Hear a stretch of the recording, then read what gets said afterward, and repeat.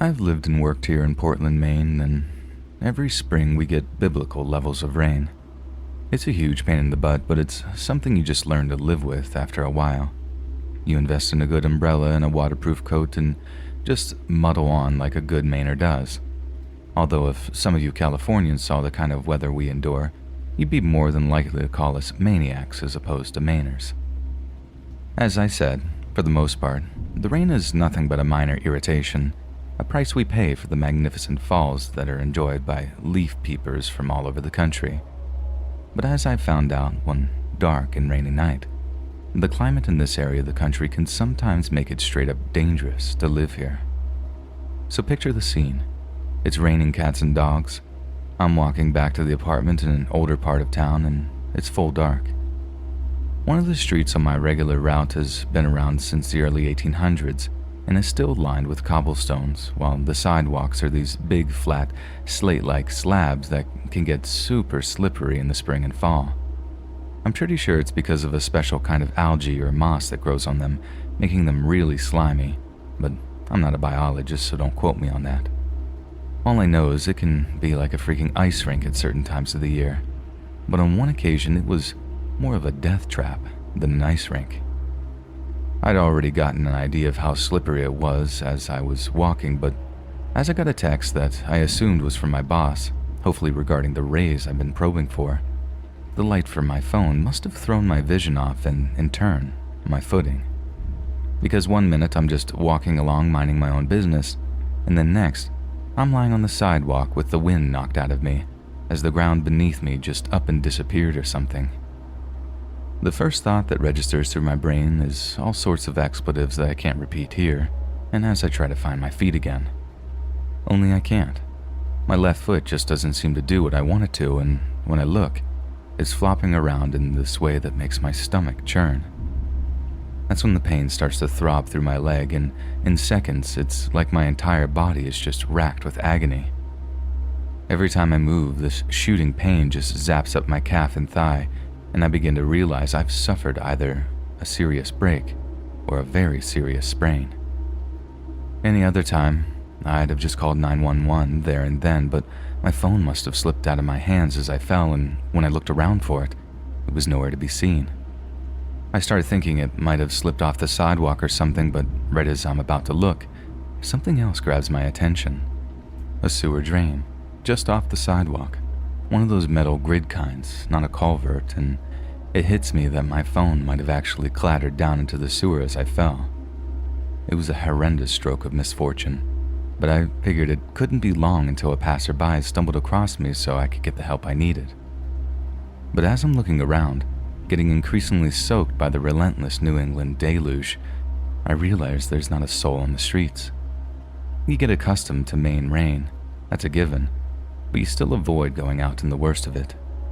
It occurs to me that if I'm actually wanting any help, I might actually have to call out for it, or even scream for it. So there I was, forced to actually scream for help, and as weird and prudish as it sounds, I don't know what was worse, the pain, or the sheer embarrassment that I'd fallen and couldn't get up. I give 3 solid blasts of "Can anyone hear me? Help, I'm hurt real bad." But no one seems to respond. Like I can see lights on in windows of apartment buildings mere yards away, so I knew, well, people could hear me. They just chose not to help. It was pretty crushing thinking that people actually knew I was there, but didn't lift a freaking finger to help. But I guess that's life in big cities these days. People are terrible. Assume everything is fake or a scam or whatever. It is what it is. Anyways, a few minutes go by and it slowly becomes apparent that no one is coming to help, and that if I want to actually make any progress in getting to the emergency room, I might actually have to drag myself along the wet sidewalk until I find someone compassionate enough to actually help me. But just before I'm forced to undergo such an indignity, I suddenly see the silhouette of a person appear in a streetlight, and I start calling out to my shadowy potential savior. Now, you'd think if you saw a girl lying in the street calling out for help with obvious pain in her voice, you'd at least change your pace to get over to her a little faster. But this guy seems to notice me, stop for a second, and then just carried on walking over to me at the same speed, without saying a word. It was a weird feeling having that overwhelming relief turn into absolute dread in just a few moments. The person approaching me wasn't giving off any of the compassionate, helpful vibes that I expected. In fact, they were giving off quite the opposite. They didn't say a thing in response when I was all like, Sir, I think I've broken my ankle. Can you please call 911? Just stayed completely silent. Seconds later, I'm looking up at this guy, rain splashing my eyes, and with his hood up, I can barely make out any of his facial features. What happened to you? He asked, seemingly barely concerned at all. It was also like he hadn't been paying any attention at all when I actually told him what the issue was. Like, at the risk of sounding ungrateful, I totally spelled it out for this guy, and to have him reply with, "Huh, what?" was as frustrating as it was unnerving. I tell him all over again, but skip the backstory in favor of just begging him to call 911. He barely moves, or rather, he made 0 attempts to get his cell phone out to make the call. Instead, he just towers over me, silently staring at me like I was some kind of animal curiosity. I dropped my phone. Can you see it anywhere? I remember asking him. At that moment, he did actually start looking around for it, which momentarily restored a little of my hope that he actually wanted to help. But in hindsight, I don't think he'd have handed it over if he'd found it. Because his next move, one which I mistook for him trying to help me up, was to basically start patting me down for valuables before he just went and grabbed my purse off me. I was stunned to silence as he rifled through its contents, helping himself to a few loose bills. I couldn't believe anyone could be so callous, even in a big city like Portland. I was disappointed, angry, and in pain, but I wasn't outright scared until the guy took out my photo ID that I use for work, stared at it for a moment, and then slid it into his pocket. Because that's when I realized that he wasn't doing this just for monetary gain. He wasn't so much of a thief or an opportunist as he was an outright predator. And the thought of what he was going to do next completely terrified me. He didn't walk away with the money and my ID. He just carried on standing over me, staring, probably delighted at how helpless I was, how he could do whatever he liked to me, and there wasn't a soul around to stop him. A 38-year-old woman, and I felt like crying, like a little girl. I begged him not to hurt me, to just leave with the money he'd taken. I think he just got off on that, but what else was there to do? I was in no position to fight back. Best I could hope for was to hit him with my keys if he tried to, take things further. Then right as I'm reaching for them, lying there, discarded on the sidewalk, I hear one of the sweetest sounds I'd ever heard in my life. Excuse me, is everything all right? It was a guy's voice, polite but aggressive, accusatory. Someone had finally emerged from one of the nearby apartment buildings, and at that, the hooded guy starts walking off, just as chill as ever. Hey, I'm talking to you.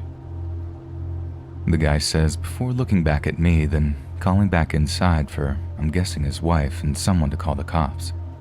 He then rushes out to ask if I'm okay, which triggers the biggest wave of ugly crying as I just point to my messed up ankle in between shakes of my head.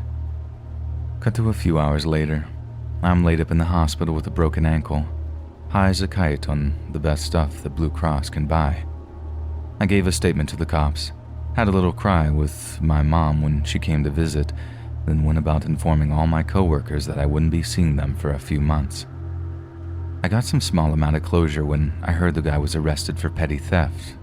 Apparently he had a history of drug addiction and mental illness, and had committed a handful of opportunistic robberies over the last few years.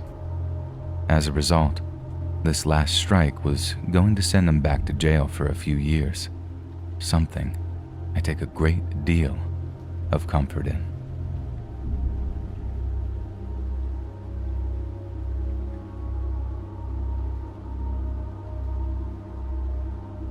I'm an 80s girl, not like some millennial who just likes the aesthetic.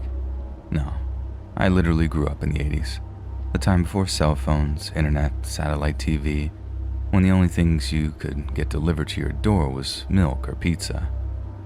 It does seem kind of surreal thinking about it now, just how slowly things changed over the years and Let me tell you, boy do I wish we had some of the things we have now back when I was a teenager. It sure would have saved me a lot of trouble from time to time, and this story is one of them. Until I'd saved up enough money for my own car, I'd have to walk to and from work whenever I couldn't wrangle myself up a ride, and that turned out to be most days. Then, this one night, I'm 18 and I'm making the regular walk back to my parents' house when the heavens decide to open up on me. Out of absolutely nowhere, too. Pure Noah's Ark levels of rain that had me running for cover.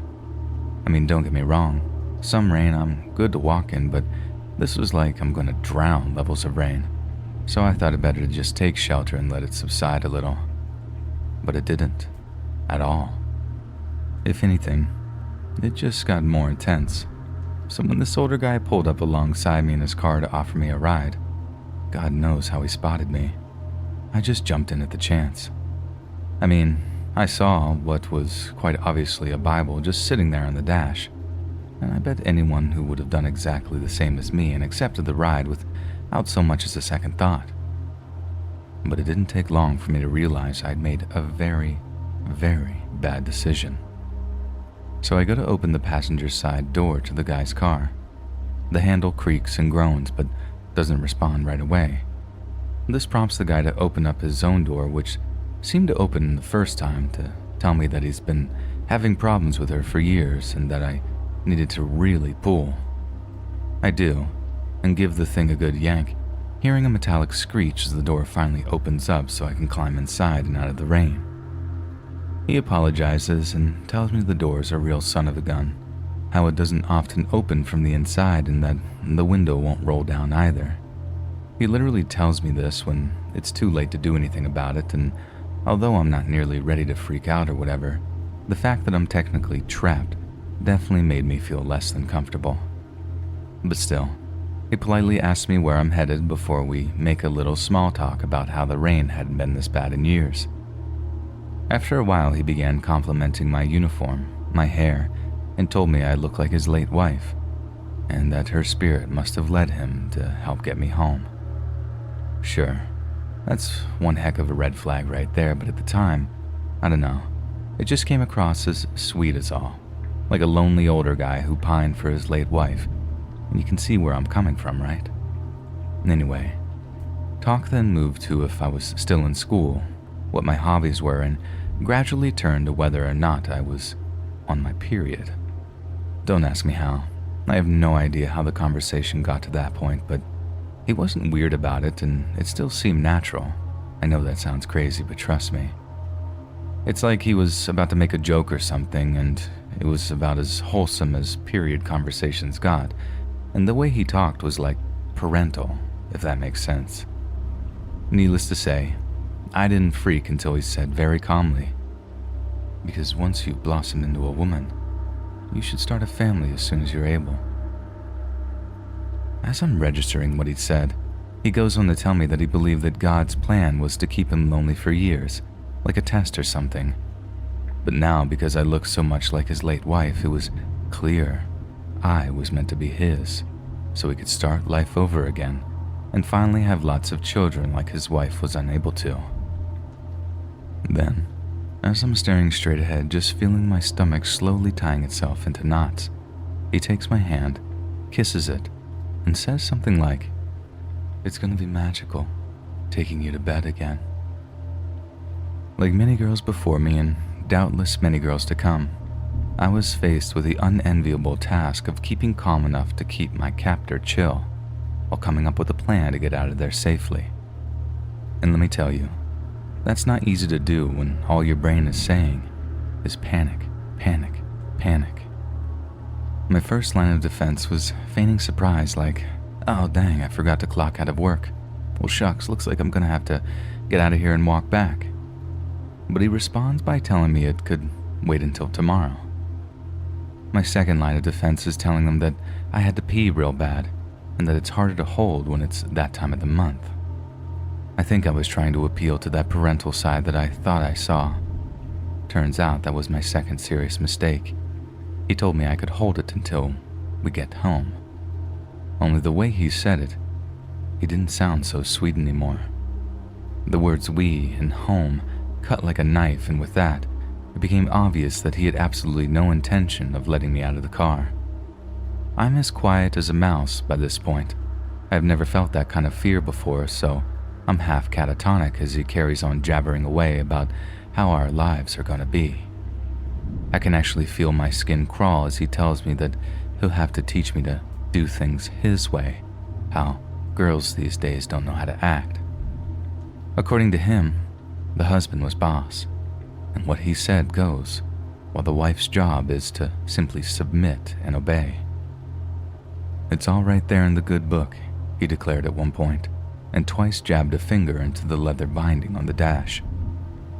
That's when this idea just burst into life in my head, one that took me all the way back to the handful of Sunday school lessons I had as a kid. If this guy wanted to marry me, he needed my father's permission, otherwise our marriage bed wouldn't be holy, or something like that. I mean, I knew that for a fact, so I innocently made the point as non-confrontationally as I could, and from the period of silence that followed, I knew I'd struck a nerve. When he finally spoke again, he talked down to me, saying he knew the Bible much better than I did, and that obviously he was going to ask for my father's permission. Then, we got to the street where I had previously told him I lived. He asked which house was my parents'.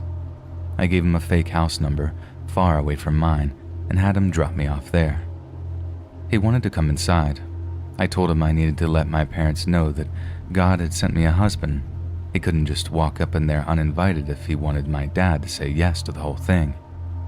I said it might take a few days to convince them, and that he should come back tomorrow. He responds with, "I'll give you a few minutes, but we need to be on our way." I told him to drive around the block so I could have time to pack my clothes. He nodded and finally opened the car door. I ran to that house's door, waved to him until we drove away, then sprinted to my actual house where I told my parents everything. The cops were called and we watched as they showed up and talked to the guy before they just let him go. I was furious, but apparently he just told them that he'd given me a ride home and had no idea what I was talking about when it came to all the kidnap and marriage stuff. We were assured that his details had been taken and that if he tried anything else, he'd be easy to get in touch with. But if there was actually a next time, it might not just be him they have to find. It might have been my body, too. Thankfully, I never saw him again, but in the future, I insisted on waiting at work until my boyfriend could pick me up. Failing that, I'd just cough up the money for a cab, even if it did cut into my tips. I mean, there'd be no spending that cash if I was locked in some fundamentalist basement, right? The point is that be careful whose car you're getting into, girls, because you really never know who's actually sitting behind that wheel, and the people who came across as the kindest can sometimes be anything but.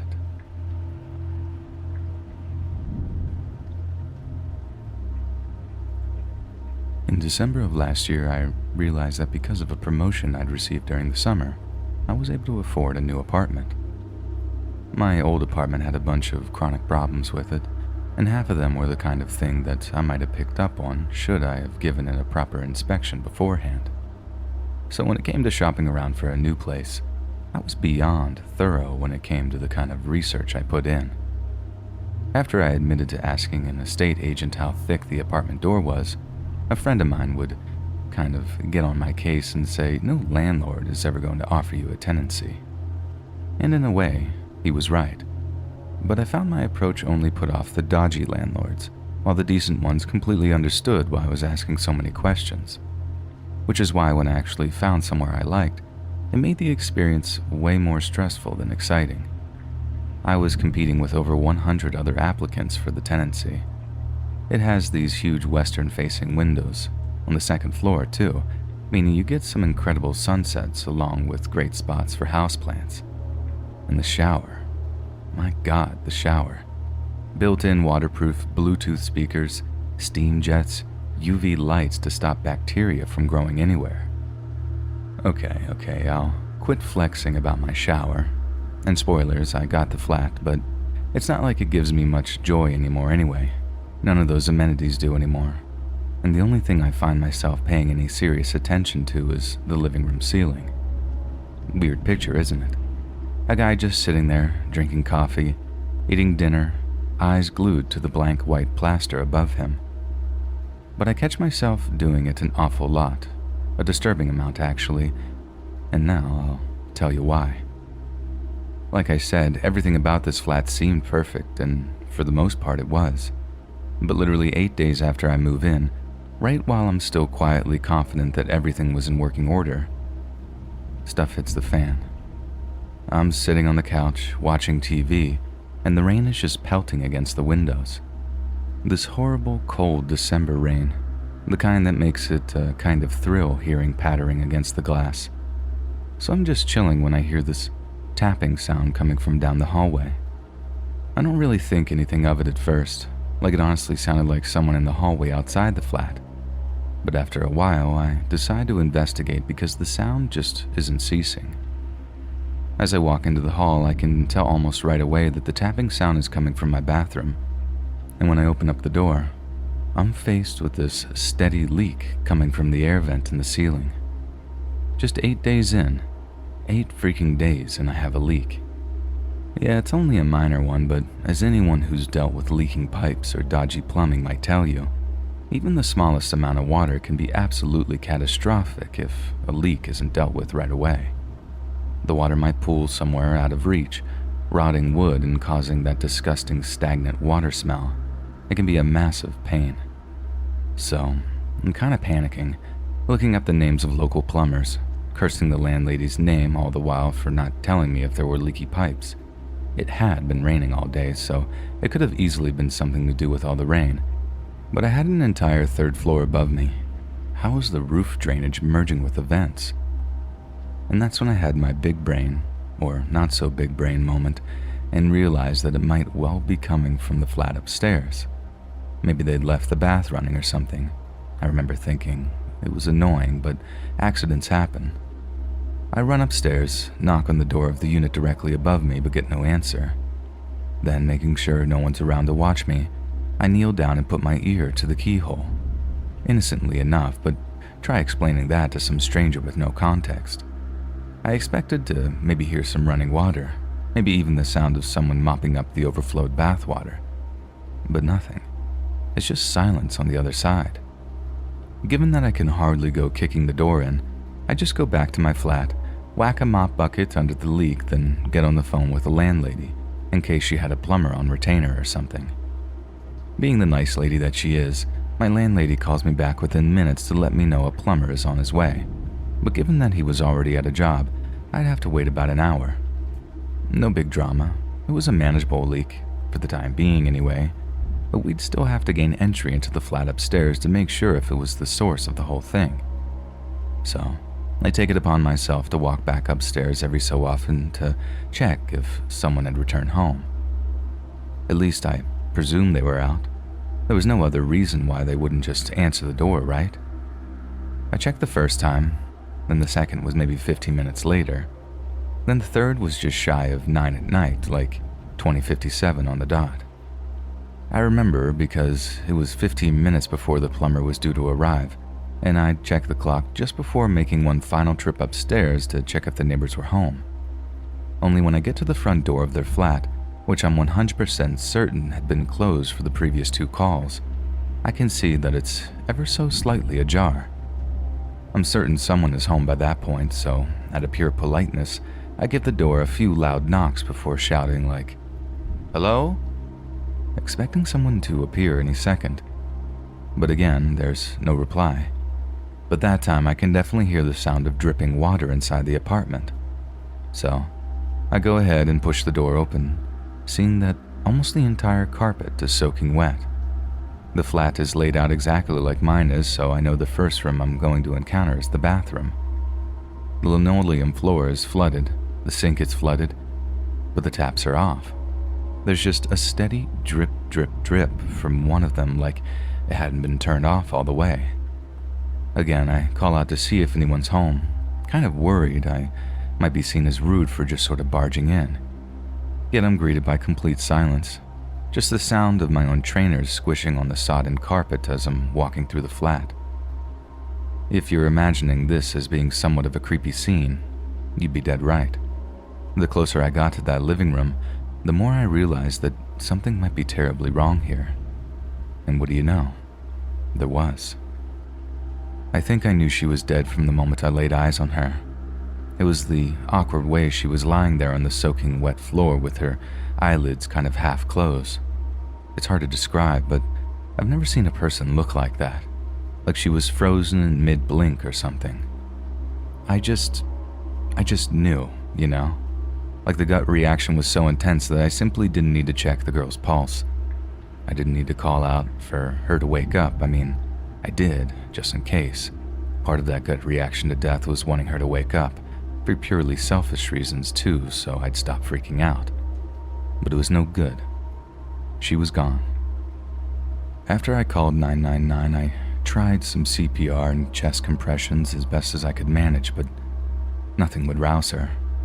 It was the single most traumatic experience of my life, splashing around in the half-flooded flat, begging that poor girl to wake up, all before the moment I finally just sat on my butt and accepted that she was dead, and there was nothing more I could do. I never cried like that before. I'm not ashamed to admit it, and I stayed sat there like that until I saw blue flashing lights in the window. At first, the police were brilliant. They came in my flat with me, made a note of the leak telling me it was going to be okay and that I did everything right. I just sat there, nursing a cup of tea and telling them everything exactly as it happened.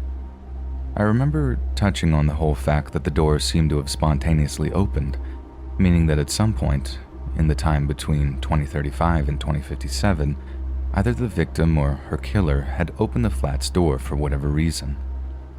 The two policemen shot each other this look that I misinterpreted as like an oof moment. But in retrospect, I think that was a sign of things to come. They definitely started by treating me like I was the poor innocent member of the public who happened to have stumbled across the tragic death of a young woman. But it didn't take long before they changed their attitude entirely. I got a call from a policeman calling himself D.I. Walker, who politely invited me to the local police station for further questioning. He assured me I wasn't in any trouble. They just wanted to go over a few details with me in light of new evidence that had emerged. It was an informal chat, no need for a solicitor or anything serious like that. So me being an absolute tool, I volunteered to talk to two murder police in an interview room with no one else present. They kept up the good cop routine for a while, going over my statement with me while buttering me up for trying the CPR. But a distinct change of tone came when one of the CID blokes asked me if I'd ever been up to the girl's apartment before the night in question. I told them no, that I'd only been there for just over a week when the leak started, and as much as it makes me sound like a bit of a jerk, I'm just not the kind of guy to greet new neighbors with a freaking muffin basket or whatever. Then bizarrely, their follow-up question was if I knew anything about electricals, like if I've ever worked as an electrician or repaired appliances for a living. Again, I told them no, but it was my turn to ask a question, mainly why they asked me such an unexpected question. That's when they hit me with the fact that I was basically their number one suspect, and the way the guy said it was honestly horrific. Look, mate, the thing is, we've come up against a bit of a brick wall here, and we're hoping you can help us out. He started off all friendly like we were old pals or something. You've given a brilliant statement here, and we're really grateful for you going into such detail and giving up your spare time. There's just one big problem. You said you knocked on the flat about 3 times between 8 and 9 o'clock, one at about 20 till, and once just before 9. We got the time of death as being 8:45 at the very latest. So you saying that you didn't hear anything when you knocked the second time, well, something is going on in that flat that causes this girl's death. I find that very confusing, don't you? I remember every word that he said, and I knew it wasn't even meant to be accusatory, I don't think. Not overtly anyway. But I knew what they were getting at. They had to eliminate me as a suspect, but unfortunately for me, that was much easier said than done. Because my fingerprints were everywhere, my clothing fibers were everywhere, and there wasn't a single witness of anyone else having visited that girl's flat that day. No one but me, by my own admission. It started to become obvious that the police actually had a suspect in mind, and it was me. Although I was never actually arrested in the weeks that followed, I had my flat searched twice, and police were almost constantly hanging around the building both flats were in. I noticed that they seemed to take particular interest in the building's wiring, and once or twice they seemed to be accompanied by some kind of tradesman, I'm guessing an electrician. And that's about the same time I pieced together that the police thought the girl had died in some kind of freak electrical accident. Maybe a current had run through the flooding and just zapped her right there. But wouldn't that mean that I'd get electrocuted too? But that's just it. Despite the police refusing to tell me much about the investigation, I'm pretty sure they theorized that I'd somehow killed the girl using a jolt of electricity, which in my book showed how stumped they were for a legit theory. Don't get me wrong, the prospect of being the main suspect in a murder, getting a wrongful conviction or something, that's a terrifying thing for sure. But like I mentioned, I was never arrested, and after a while the whole thing just went away. Naturally, I wanted to know everything the police knew concerning my neighbor's death, but after basically being accused of murder by them at one point, I wasn't all that keen on drawing any more attention to myself. What's clear is that I was just meters away from a murder I had no idea was happening, and that I'd only just missed whoever the killer was when they slipped out of the apartment and left the door open. But why would they leave the door open? They couldn't have known that there was a leak, so why not just close the door and rule out the possibility of someone stumbling across the murder scene? And what was the point of flooding the flat in the first place? It wasn't just the bathroom sink. The kitchen sink was overflowing too, but why? On top of all that, I don't get the whole electrocution angle either. It seems like such an elaborate way to kill someone, flooding the apartment and then running a strong enough current through the water, and how would a person go about doing that remotely? Because they'd have to, otherwise they'd be killed too. Which leads me back to the question of, who opened the door then? Was it some elaborate way of her taking her own life, and she wanted someone to find her before she went rotten? Too many questions. So, are you all starting to understand why I spend an awful lot of time just staring at my ceiling? How I can't seem to shake all the questions that have arisen since I moved in here? And what's worse, I'm kinda stuck here. Yeah, it's a nice place, but Jesus, it's tainted now. And it's going to take a long time before I'm going to feel normal again here. It's not like I have the money for a new deposit, and finding a place I actually like is tough going. And that's the gist of it, I suppose. I've been living under what feels like a tomb, and the mysteries of my neighbor's death have been keeping me up at night for freaking months now. I'd be very interested to hear other people's theories on this because, much like the police seem to be, I'm completely flummoxed as to what the explanation is. I mean, it's probably something perfectly rational, something tedious but tragic. But then again, sometimes my imagination starts ticking over, and I start thinking that something entirely more sinister is to blame.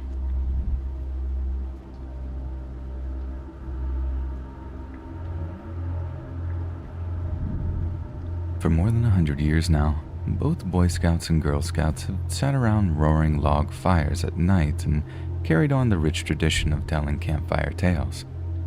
For the most part, these stories have detailed the murderous exploits of all kinds of boogeymen, monsters, and cryptids. Yet some touch on another oft-told urban legend, that of the deranged psycho killer, the escaped asylum patient, hell-bent on the meaningless slaughter of innocents. However, as terrifying as these stories may be, we still use them for entertainment purely on the premise that they're completely fictional, that the monsters we're so afraid of can't really hurt us. There aren't any real psychopathic killers out there in the woods, are there? But maybe it'd be best to hear the story of the Oklahoma Girl Scout murders before we make any definitive judgment on that. Nestled into Mays County, Oklahoma, Camp Scott used to be one of the Sooner State's premier Girl Scout camps. It's also one of the oldest, with the year 1977 being the 50th anniversary of its founding. Camp Scott also happens to be located on 410 acres of the most beautiful land in the entire country, with the surrounding area comprised of gently sloping hills, Tolkien-esque forests, and a tranquil freshwater creek. Interspersed in the area are a series of platform tent clusters which host any visitors. For those who were never scouts as kids, a platform tent is a large canvas tent pitched semi-permanently on a raised wooden platform, sometimes with a tin roof or tarp on top. It can usually sleep 4 to 6 people and has zippers on both sides of the tent to close the inner flap, with ties to close the outer and side flaps. There is no way to 100% close the tent in a secure way, but it is generally sturdier of an option than tent camping on the ground, and platform tents are somewhere between a cabin and a tent in terms of comfort. Like many Girl Scout camps, the tents at Camp Scott were arranged in small campsites scattered throughout the camp, each with fire pits and related amenities, with each named after a Native American tribe. You could be forgiven for thinking the camp was an outdoor paradise, a serene, wholesome slice of Eden, brimming with innocence, far from the hustle and bustle of the big city. But just a short while before the camp season of 1977, a training session was held in which veteran camp counselors would coach the incoming counselors in training on what would be expected of them. One of these counselors picked up a box of donuts on the way over, finding that a sweet treat made for a great conversation starter among the new arrivals and generally made them feel more welcomed. She shared a few of the donuts among her fellow counselors, but left the remaining donuts back near the counselor campground when she took the new arrivals on a tour of the area.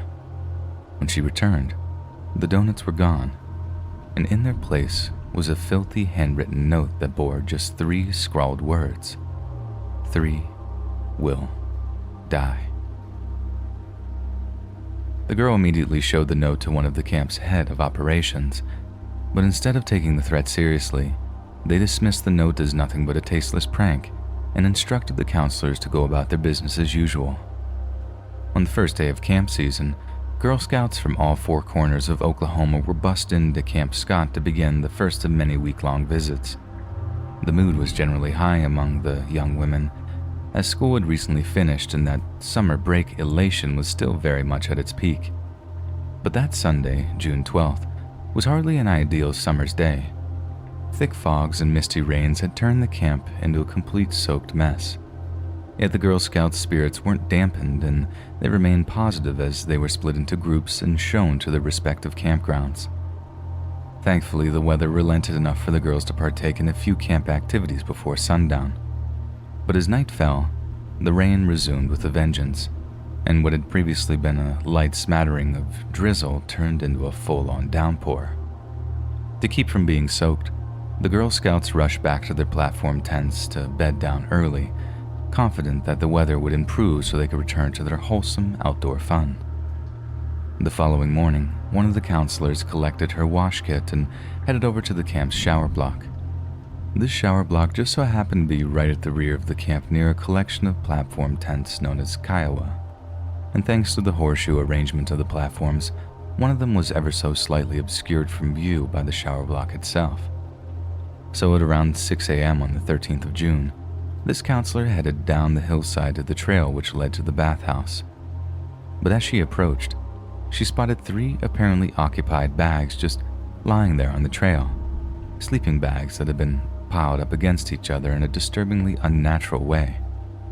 There was no way there would be Girl Scouts in there. There was no way anyone could sleep like that. No one living, anyway. Because when the young counselor unzipped the sleeping bags to peek at what was inside, the entire camp was awoken by a blood-curdling scream. Inside the sleeping bags were 8-year-old Lori Lee Farmer, 9-year-old Michelle Heather Goose, and 10-year-old Doris Denise Miller. Each had their skulls bashed in by a large blunt object, with at least 2 of them showing signs of heavy strangulation. The camp was immediately evacuated while one of the camp's directors contacted the local police force. Sniffer dogs were brought in to search for clues, and a single unknown fingerprint was taken from one of the girls' flashlights, and a bloody size 9.5 footprint was found in the tent the girls were missing from. Shortly after the camp was closed off as a crime scene, Police interviewed a nearby homeowner who reportedly heard something rather heavy on the small road running between the camp and his property at around 3 a.m. on the morning of the 13th. Since all the counselors had solid alibis for the determined times of death, it was deduced that this must have been the killer moving to and from the area. After a large-scale manhunt was launched to flush out the murderer, local and federal law enforcement honed in on a man named Gene Leroy Hart. Hart already had multiple convictions for indecent assault, attempted murder, burglary, and escaping federal custody. And although he lived out near Tulsa at the time of the murders, it turned out that he grew up in a house less than a mile away from Camp Scott. It also turned out that Gene Leroy Hart was of Native American heritage, Cherokee to be exact, so police began to canvass the local charity community in hopes that they could assist them in tracking Hart down. Despite being somewhat distrustful of the visiting police officers, it said that once the local Cherokee learned that Hart was wanted in connection with the murder of 3 little girls, they fell over themselves to aid in the investigation. Eventually, a Cherokee man contacted the police by telephone, informing them of a rumor that Hart was sheltering in the isolated traditional home of a well-known medicine man. And although the place proved difficult to find, police found the tip to be a good one. Hart was arrested there and then, with the medicine man insisting he had no idea Hart was accused of such a heinous crime. According to him, Hart had merely confessed to doing something terrible, although he wouldn't specify exactly what it was. At his trial for the girls' murders, the local sheriff claimed that he was 1,000% sure that Hart was the guilty party. Yet despite the man's blind certainty, there was a number of holes in the prosecution's argument that were too significant to discount. The most pertinent being that Hart didn't wear a 9.5 size shoe, meaning it couldn't have been him that stepped in the girl's blood back at Camp Scott. The prosecution argued that a man could easily wear a size too small or too large and that the defense's argument was a flimsy one. However, when all the evidence was taken into consideration, the jury simply couldn't find Hart guilty beyond all reasonable doubt. Hart had a violent past, that much is clear, but to scapegoat him purely to sate rabid public demands for justice would be hideously unfair. Of course, there was a chance he was guilty. There was plenty of circumstantial evidence, but a man should only be locked in a cage for the rest of his life if the jury are, as the sheriff so clumsily put it, 1,000% certain. To their credit, the jury found Hart not guilty of the murders, and he walked away a free man. Yet this freedom was short-lived. After later violating his parole conditions, Hart was sent back to prison to finish his original 308-year prison sentence. You heard that right. The crimes that Hart had previously been convicted of were so utterly atrocious and prolific that a judge had seen fit to sentence him to more than 300 years in a federal penitentiary. He died of a heart attack in the prison exercise yard just 2 years later.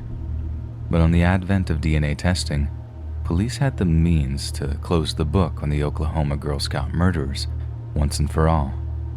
When test results came back, police were stunned to discover that the chances of Hart being the girl's killer was almost 1 in 8,000.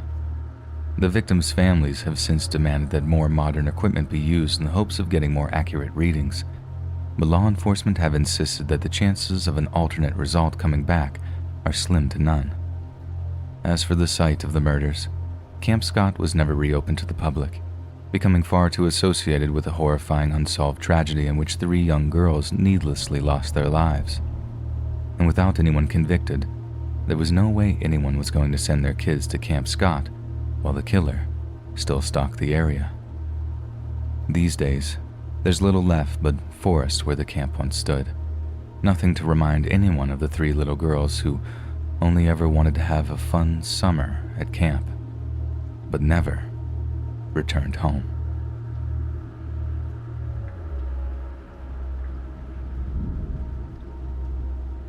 For the longest time now, me and a mate of mine have been going hiking most weekends.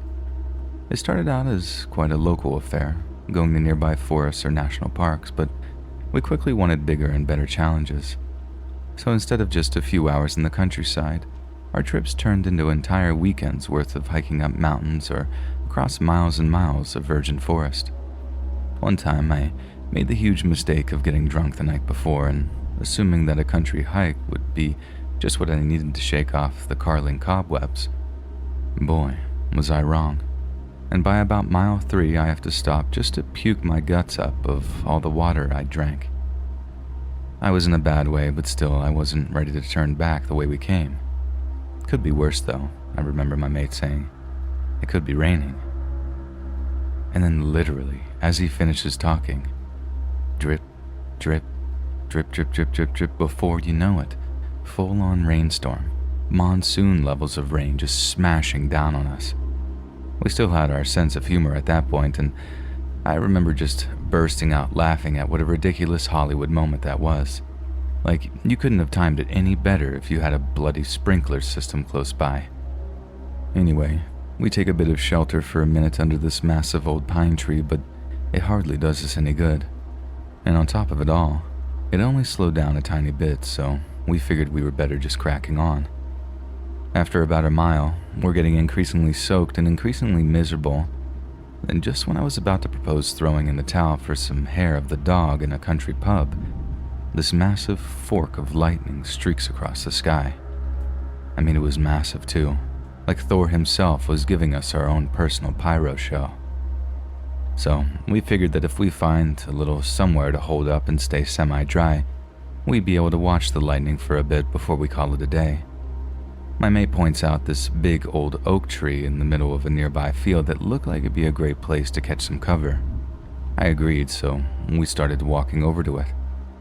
And here's where I have to admit to not being the most educated person around, and I don't reckon my mate will be too fussed if I call him a dense idiot for wanting to stand under this old single oak tree that stood out like a sore thumb, and you'll see what I mean in a minute. So as we're padding it towards the oak tree, the time between the flash and the bang of the thunder and lightning was getting shorter and shorter. We knew enough to know that this meant this storm was getting closer to us, or at least we were getting closer to the eye of it. But just how close? That we were about to find out. Because out of absolutely nowhere, the oak tree in front of us just explodes. Like it happened so fast that I didn't even really see the lightning hit the tree. Just the shower of sparks and flame that flashed in the split second afterward. It was so awesomely frightening, and I mean that in the very sense of the word, that we were literally knocked off of our feet. Or rather, we stumbled back in the muddy field so fast with heavy packs on that we both just ended up on our butts shouting every swear word under the sun. Now you need to understand by that point, I'm just convinced my mate is cursed. The lad who made it rain with his powerful command of God's law, who made a tree explode just by saying, "Hey, that looks like a bonny wee spot there." But on a serious note, if we'd made it to that tree any earlier, we might have actually been killed. Not so much by the lightning, although third-degree burns doesn't sound too much of a laugh. But one of the massive branches fell off about a minute after the strike, and anyone under that would have been 100% crushed. If there was ever a sign saying we should just give up, it was that.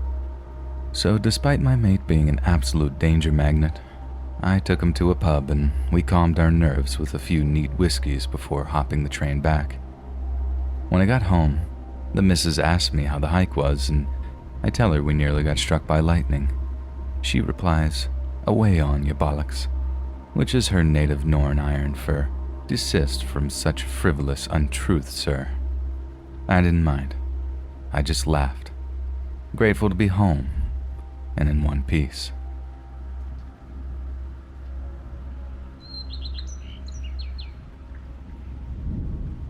Hey friends, thanks for listening.